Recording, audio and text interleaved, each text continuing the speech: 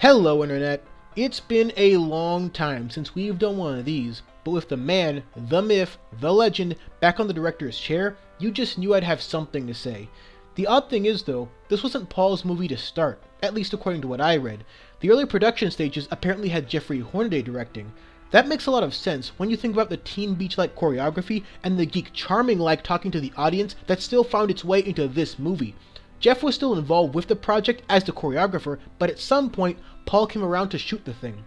The pairing is almost too good to be true, even for a movie called Zombies, because what we got was the two smartest DCOM directors ever, both helping to make this movie what it was. So the question remains, what exactly was Zombies? Well, let's discuss. And spoiler warning now because, obviously. I won't go through the entire plot point by point, but there are a couple of things to mention when it comes to the setting of Seabrook. First of all, kudos to whoever did that opening artwork, because that was the unique way to open things up. So, in this world, humans live their poshy, uppity lifestyle while zombies are stuck in the boonies. Has the obvious racial subtext hit you yet? If not, it will. But here's the interesting thing about the forced integration. Next to nobody actually wants this, including some of the zombies. The school higher-ups aren't even fake wanting it. They are absolutely opposed to all of this. What that angle does is present the subtext as systemic, as it should be, and not just one group of assholes who especially hate what's going down. That's important, because the hatred either side feels towards the other is historically based. Wouldn't make much sense if 50 years after the fact, only the teens were creating problems. So, our lead is Addison, who is a normal, everyday girl who wants to cheer. Oh, but she's also got her own awkwardly presented hang-up about her white hair. I'll explain that point further a little later on. And our other lead is Zed. No, not that one, who plans to be a football player. The two form the expected romantic pairing, and off we go with the plot about learning to be yourself while also accepting others who are different. And it's handled mostly alright. The more overt stuff is there mostly to keep your attention, but the most interesting things are in the details, a Paul Hohen specialty. One of the best things Zombies does is not focus completely on the zombies themselves and their gradual acceptance. Instead, they use sports, specifically football, as a means of well-executed, and in this day and age, very necessary social commentary. Zed wants to play football, but can't because he's a zombie. But as soon as winning becomes more possible with him present, all of a sudden, as if by magic, it's time to be a trailblazer. It's not acceptance, it's a business decision. Zed is fine with that, however, because he thinks it could be a stepping stone to something more. But since he's the only zombie playing football, his actions, for better or worse, whether fair or not, reflect all zombies. Kind of interesting how the entire backstory of zombies occurred 50 years ago in Seabrook, i.e. right around the tail end of the civil rights movement. Yet, the humans don't see any kind of historical resemblance with the way they treat zombies now. That's also part of the larger point, so we'll get back to it. But Zed forcing himself to become better at football is the most interesting part of this entire movie. Isn't it funny how as soon as he becomes the star player, all of a sudden, a fair percentage of the student body doesn't see any zombie as a threat anymore? Isn't it interesting that zombies are all of a sudden quote-unquote cool, not because of who they are, but because of their entertainment value? And isn't it fitting that as soon as Zed takes things a bit too far, despite winning the last game shown, even though he shouldn't have, that all that acclaim goes right out the window?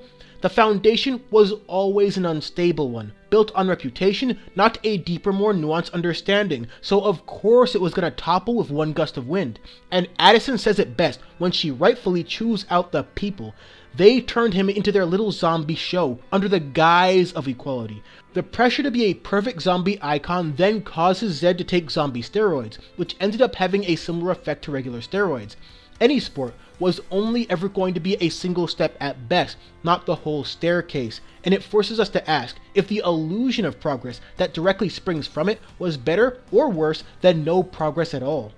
The subtle way sports were used here to describe flaky, unsustainable, and unrealistic equality goals was clearly a Paul Hohen thing, but the idea of the movie itself making a statement on the movie itself is so clearly a Jeff Hornaday thing.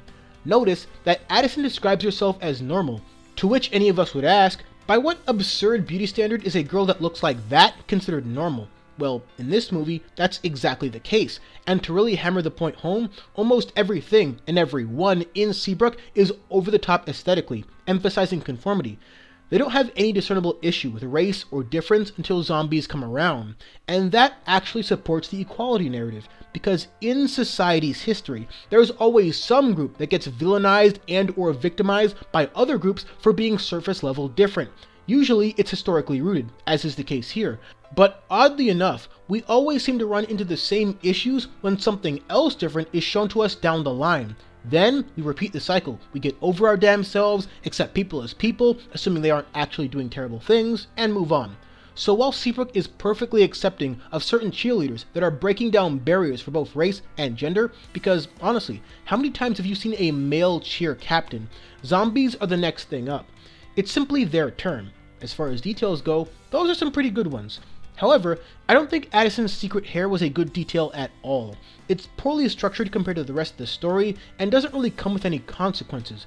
Her reveal to the crowd, and the public backlash that followed, was more caused by her unpopular stance at the time, not her Targaryen silver locks. You could argue that the point of it all was that it never actually mattered, but they built it up from almost the first scene, so maybe it should have.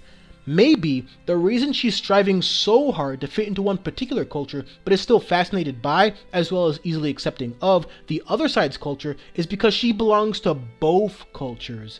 Maybe the real reason the parents want Addison to keep her abnormal hair a secret is because mommy or daddy also had themselves a bit of fun over the wall once upon a time, if you catch my drift. If they found a way to make multiculturalism and the struggles thereof also a part of this narrative, I think Addison becomes an exceptionally more interesting character, and if this movie gets a sequel, maybe that's exactly what they'll reveal. Because as it stands, we know a little bit about zombies, but not a lot, and Eliza couldn't have been the only one to consider revolution before now. Even though the kids are alright, all prejudice is learned from somewhere, so there's a couple angles this story can take should they choose to continue it. Speaking of Eliza, yes, that is Kylie Russell, the little sister from Jump In, who is just as snappy in this film too. Here's where I'm not sure what the intent was though. Kylie Russell is obviously black in real life, but it's much harder to make out racial difference within the zombie community, since they're pretty much all the same kind of pale. I would have preferred that the zombies be presented with a couple of subtly distinct color schemes, because I think that would add to the absurdity of seeing any one of them as representative of the whole. Speaking more on Eliza, I thought her perspective on a revolt was interesting, specifically because it was clear that no one else was on board with it, even when they could have been.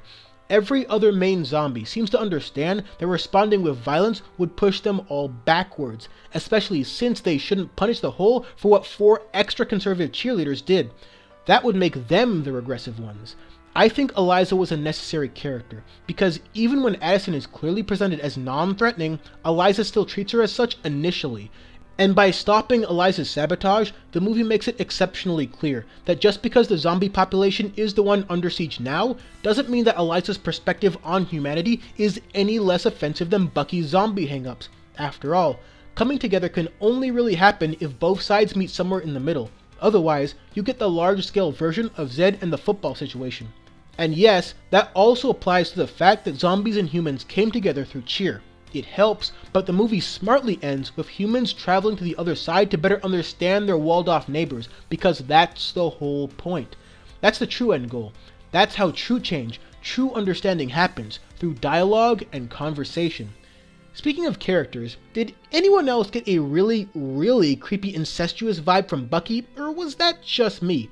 The movie clearly states that he's Addison's cousin, but certain scenes made him seem like more of a hyper-possessive male yandere. That kind of died down towards the end, but since there's no real context for their family ties, it felt a little uncomfortable at times. And since this is a musical, I guess we have to talk about the songs now. Other than the very first one, I wasn't really a fan of them musically, but I also don't think they added much of the story in progress, which is more important. They also reused 2 whole songs, which struck me as okay for the last one, but a little lazy for the first carryover. Plus, it's hard to really buy Addison and Zed as a real couple until after the football incident, since it's only then where she clearly cares more about him than fitting in. So throwing on something romantic before that doesn't really work. Addison's solo song works a bit better narratively, but musically it's just the same as any other DCOM song. The best part about that particular song wasn't even her, but the internal dilemma of Bucky, contemplating the question of who the real monster is.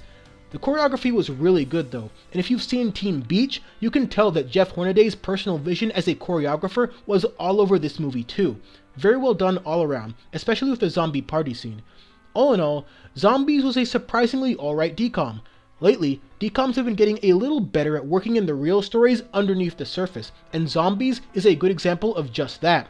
Because while the humans versus zombies conflict is beaten over your head as a metaphor for race, the details concerning what that really means are handled pretty well.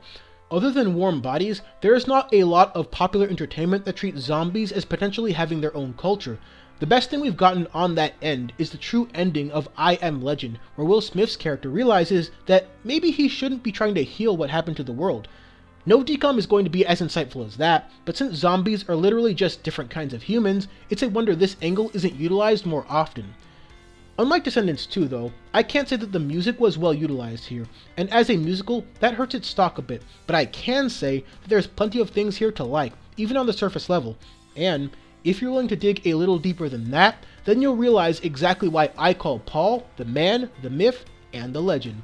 And having Jeff Hornaday on call as well was sure to make this film discussion worthy behind all the colors and dance moves. That said, however, I still wouldn't call this a great DCOM, and considering the minds behind it, it was less good than I would have wanted. But if you're a fan of DCOMs, then it's definitely worth a look, because as I often say, even though I haven't said it in a little while, the only way to know for sure is to give it a watch and decide for yourself. And as always, thanks for watching.